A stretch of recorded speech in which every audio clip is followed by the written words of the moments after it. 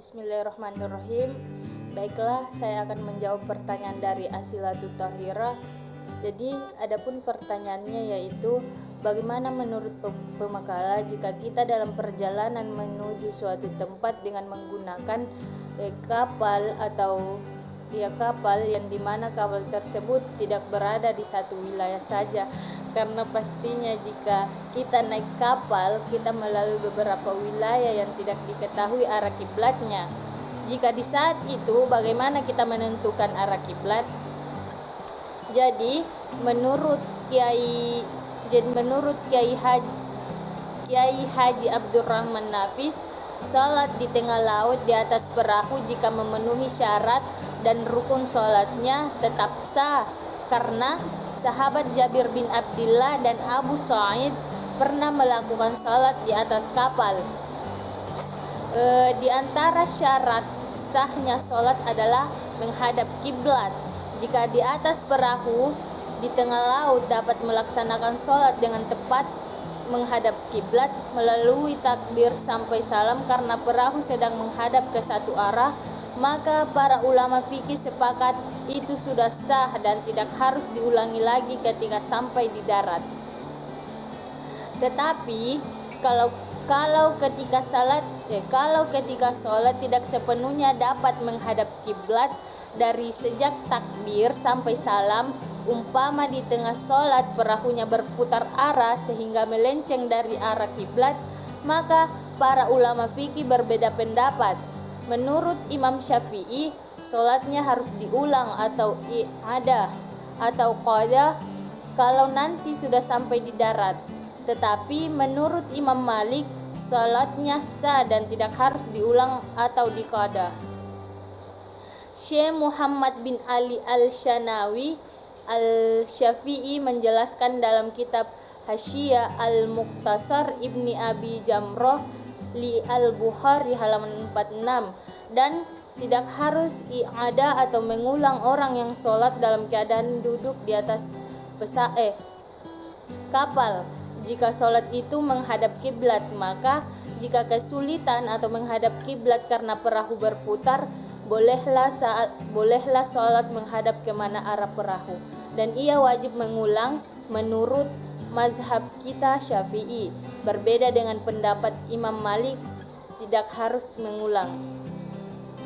Dengan demikian, jika sedang berada di atas perahu yang berputar dan berpaling dari arah kiblat, kalau tidak ada kesulitan, sebaiknya lebih hati-hati, hendaknya diulang lagi nanti setelah kembali ke darat, sesuai pendapat Imam Syafi'i.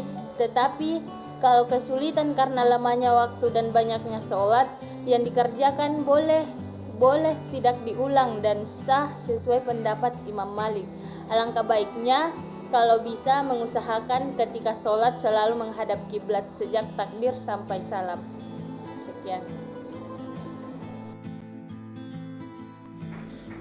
Bismillahirrahmanirrahim. Assalamualaikum warahmatullahi wabarakatuh. Saya akan menjawab pertanyaan dari saudari Ratnasari dari perwakilan kelompok 11. Pertanyaannya itu, banyaknya penyebutan istilah waktu dalam Al-Quran memberikan makna bahwa waktu itu sangat penting bagi manusia. Oleh karena itu, sistem atau pola waktu menjadi hal yang sangat krusial dalam Islam, karena segala aspek ibadah dalam Islam sangat erat kaitannya dengan waktu. Pola penentuan waktu tersebut dikenal dengan penanggalan, tarik, takwim, dan lain-lain. Pertanyaannya yaitu, coba dijelaskan pola dalam penentuan waktu tersebut. Baik, kalender atau penanggalan juga disebut sebagai tarik atau takwim, adalah sebuah sistem untuk memberi nama pada sebuah periode waktu penentuan tanggal atau bulan yang berkaitan dengan ibadah dan hari-hari penting lain umat Islam. Kalender ini dinamakan dengan kalender Hijriyah. Penetapan kalender ini dilakukan pada zaman Khalifah Umar bin Khattab yang menetapkan peristiwa hijrahnya Rasulullah SAW dari Mekah ke Madinah. Kalender Hijriyah juga terdiri dari 12 bulan dengan jumlah hari berkisar 29 sampai 30 hari. Di beberapa negara yang berpenduduk mayoritas Islam, kalender Hijriah juga digunakan sebagai sistem penanggalan sehari-hari. Kalender Islam menggunakan peredaran bulan sebagai acuannya, sedangkan kalender biasa, kalender Masehi menggunakan peredaran matahari. Penentuan dimulainya sebuah hari dan tanggal pada kalender Hijriah berbeda dengan kalender Masehi. Pada sistem kalender Masehi, sebuah hari dan tanggal dimulai pada pukul 00 dini hari waktu setempat. Namun pada sistem kalender Hijriah, sebuah hari dan tanggal dimulai ketika terbenamnya matahari di tempat tersebut atau ketika memasuki waktu maghrib. Kalender Hijriah dibangun berdasarkan rata-rata siklus sinodik bulan kalender lunar Komariah, memiliki 12 bulan dalam setahun. Dengan menggunakan siklus sinodik bulan, bilangan hari dalam satu tahunnya adalah 12 kali 29,53, artinya 354,36 hari dalam satu tahunnya. Hal ini yang menjelaskan satu tahun kalender Hijriah lebih pendek 10-12 hari dibandingkan dengan satu tahun kalender Masehi. Kemudian usia bulan tidak tetap, melainkan berubah-ubah 29 sampai 30 hari sesuai dengan kedudukan ketiga benda langit, bumi. Yang pertama bulan, bumi, dan matahari.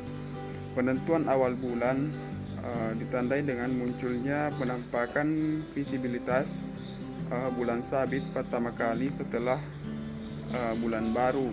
Pada fase ini bulan terbenam sesaat setelah terbenamnya matahari sehingga posisi hilal berada di ufuk barat. Jika hilal tidak dapat terlihat pada hari ke-29, maka jumlah hari pada bulan tersebut dibulatkan menjadi 30 hari. Tidak ada aturan khusus bulan-bulan mana saja yang memiliki 29 hari dan mana yang memiliki 30 hari. Semuanya tergantung pada penampakan hilal. Baik, bismillahirrahmanirrahim. Assalamualaikum warahmatullahi wabarakatuh. Saya akan menjawab pertanyaan dari saudari Feby Fitriningsih, yaitu bagaimana cara kita menentukan arah kiblat pada saat kita sedang berada di daerah pegunungan dan kita hendak ingin melaksanakan ibadah sholat, dan di situ juga belum ada teknologi yang canggih seperti yang ada saat ini. Dan apakah kita boleh menentukannya dengan cara melihat matahari atau dengan menggunakan keyakinan kita? Baik, langsung saja saya jawab, yaitu kita boleh menentukan arah kiblat dengan cara melihat arah matahari, dengan catatan kalau Anda sudah tahu caranya. Akan tetapi untuk yang masih awam mengenai ilmu falak, Anda boleh melakukannya dengan sesuai dengan keinginan Anda, karena di dalam kaidah fikih yaitu al-yaqinu la yadullu bisyakki, artinya keyakinan tidak dapat dihilangkan oleh keraguan. Jadi seperti itu Anda boleh. Tapi kalau Anda sudah tahu bagaimana caranya menentukan arah kiblat dengan cara melihat matahari, sedangkan Anda ingin menggunakan kaidah tersebut, ya Anda tidak boleh. Anda harusnya menerapkan apa yang Anda ketahui itu. Jadi seperti itu, hukumnya boleh saja. Kiranya seperti itu. Terima kasih.